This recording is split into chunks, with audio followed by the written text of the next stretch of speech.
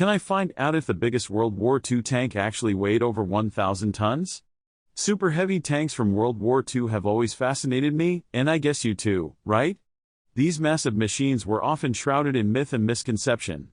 Some stories claim they were built, while others say they were just crazy ideas that never made it to the battlefield. Building a tank that weighs over 1,000 tons sounds like a monumental task. For starters, imagine the kind of engine you'd need to move something that massive. You'd need an enormous amount of power just to make it move, let alone fight. And then there's the issue of armor. How do you protect something so big from enemy fire? It's not just about slapping on some extra plates, it's about ensuring the whole structure can withstand impacts that would cripple a normal tank. The logistical nightmare doesn't stop there. How do you transport something that huge across a battlefield, or even from the factory to the front lines? These tanks would be targets just by existing, and their size would make them almost impossible to hide. Not to mention the strain on resources. Building one of these behemoths would likely take away from producing dozens, if not hundreds, of regular tanks. The engineering challenges are just as daunting.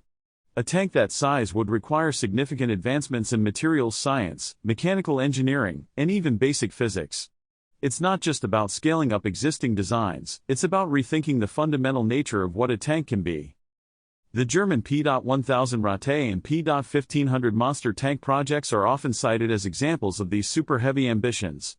The P.1000 Ratte was supposed to weigh around 1,000 tons, with a 28-inch gun and a crew of 20. Sounds impressive, right?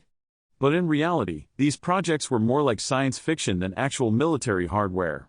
They had significant design flaws and were essentially immobile on the battlefield.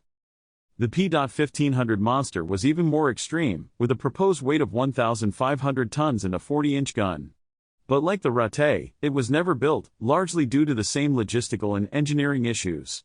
Other nations had similar ideas, but few ever made it past the drawing board. The Landkreuzer, another German project, was essentially a super-heavy tank with a railgun. It sounds like something from a bad sci-fi movie. The British and Americans had their own versions, but again, these were largely theoretical. The truth behind the 1,000-ton tank myth is that while there were certainly plans and prototypes, none of these super-heavy tanks were ever built in significant numbers, or even at all. The closest thing we have is the Maus, a 188-ton German tank that did see some action.